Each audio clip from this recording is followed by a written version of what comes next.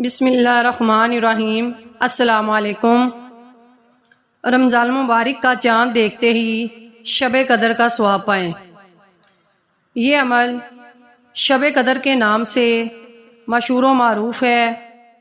یہ عمل رمضان مبارک کا چاند دیکھ کر شروع کریں۔ یہ عمل سورۃ القدر پارہ 30 کا انتہائی جلیل و قدر عمل ہے۔